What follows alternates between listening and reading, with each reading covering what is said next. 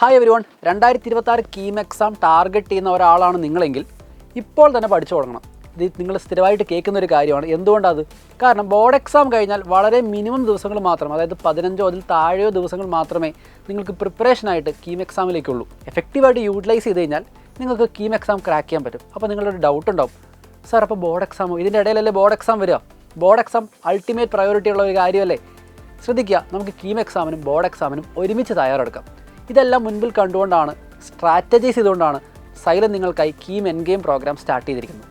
ഈ KEAM N game പ്രോഗ്രാമിൽ നമ്മുടെ പ്ലാൻ ഓഫ് ആക്ഷൻ എങ്ങനെയാണെന്ന് ഞാനൊന്ന് എക്സ്പ്ലെയിൻ ചെയ്യാം. ഈ എൻ ഗെയിം പ്രോഗ്രാമിൽ നമ്മൾ ക്ലാസ്സുകൾ സ്റ്റാർട്ട് ചെയ്യുന്ന സമയത്ത് നമ്മൾ ക്ലാസ്സുകൾ randomly 11th and 12th mix ആക്കിയിട്ടൊന്നുമല്ല എടുക്കുക. നിങ്ങൾക്ക് ആദ്യമേ വരുന്ന സബ്ജക്റ്റ്, ബോർഡ് എക്സാമിന് ഏത് സബ്ജക്റ്റിൻ്റെ എക്സാമാണോ വരുന്നത്, ആ ടോപ്പിക്കുകൾ 12th സ്റ്റാൻഡേർഡ് ടോപ്പിക്കുകൾ കവർ ചെയ്യുന്ന രീതിയിലായിരിക്കും നമ്മുടെ എൻ ഗെയിം പ്രോഗ്രാം സ്റ്റാർട്ട് ചെയ്യുക. ഫോർ എക്സാമ്പിൾ, നിങ്ങൾക്ക് ഏത് ദിവസമാണോ ഫിസിക്സിൻ്റെ എക്സാം വരുന്നത്, അതിന് മുൻപുള്ള ദിവസങ്ങളിലെല്ലാം നമ്മൾ കവർ ചെയ്യുന്നത് 12th ഫിസിക്സ് ടോപ്പിക്കുകളായിരിക്കും. അപ്പോൾ കീം എക്സാമിനും ബോർഡ് എക്സാമിനും ഒരുമിച്ച് തയ്യാറെടുക്കാം. One preparation is enough for both the exams. ശേഷം കെമിസ്ട്രിയുടെ എക്സാം എന്നാണോ വരുന്നത്, ആ ദിവസത്തിന് മുൻപുള്ള എല്ലാ ദിവസങ്ങളിലും നമ്മൾ പഠിക്കുക 12th സ്റ്റാൻഡേർഡ് കെമിസ്ട്രി ടോപ്പിക്കുകളായിരിക്കും. പഠിക്കുമ്പോൾ ബോർഡ് എക്സാമിനും കീം എക്സാമിനും ഒരുമിച്ച് കണക്കാക്കിയിട്ടായിരിക്കും നമ്മൾ പ്രിപ്പയർ ചെയ്യുക.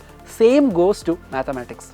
ഇതിനോടൊപ്പം തന്നെ നിങ്ങൾക്ക് നമ്മുടെ +2 റിവിഷൻ ബാച്ചിലേക്ക് ഫ്രീ ആയിട്ടുള്ള ആക്സസും ഉണ്ടായിരിക്കുന്നതാണ്. ഇങ്ങനെ നമ്മൾ ബോർഡ് എക്സാം വരെ 12th സ്റ്റാൻഡേർഡ് ടോപ്പിക്കുകൾ മാത്രം ഫോക്കസ് ചെയ്ത് പഠിക്കുന്നു. ശേഷം ബോർഡ് എക്സാം എല്ലാം കഴിഞ്ഞ ശേഷം, അപ്പോൾ നിങ്ങൾക്കൊരു ഡൗട്ട് ഉണ്ടോ, സാർ 11th സ്റ്റാൻഡേർഡ് ടോപ്പിക്കുകളൊക്കെ മറന്നു പോയിട്ടുണ്ടാവില്ലേ, 11th പഠിക്കാൻ നോക്കുമ്പോൾ 12th മറന്നു പോയില്ല എന്നൊക്കെ ഒരു പേടിയുണ്ടാവും. അപ്പോൾ ബോർഡ് എക്സാമിന് ശേഷം 11th and 12th ഒരുമിച്ചായിരിക്കും നമ്മൾ പഠിക്കുക. അങ്ങനെ പഠിക്കുന്ന സമയത്ത് കണക്ഷനുള്ള ചാപ്റ്റേഴ്സിനെല്ലാം ഒരു മൊഡ്യൂളിൽ ഉൾപ്പെടുത്തിക്കൊണ്ടുള്ള രീതിയിലായിരിക്കും നമ്മുടെ പ്രിപ്പറേഷൻ പോവുക. 64 ചാപ്റ്റേഴ്സിനെ പല മൊഡ്യൂളുകളായി തിരിച്ച് കണക്ഷനുള്ള ചാപ്റ്റേഴ്സിനെ ഒരുമിച്ച് വെച്ച് നിങ്ങൾക്ക് കൺവീനിയൻ്റ് ആയിട്ടുള്ള രീതിയിൽ നമ്മൾ മൊഡ്യൂൾ പ്ലാൻ തയ്യാറാക്കിയിട്ടുണ്ട്. ഇപ്പോൾ നിങ്ങൾക്ക് വേണമെങ്കിൽ സ്ക്രീനിൽ ആ മൊഡ്യൂൾ പ്ലാൻ ഒന്ന് കാണാം.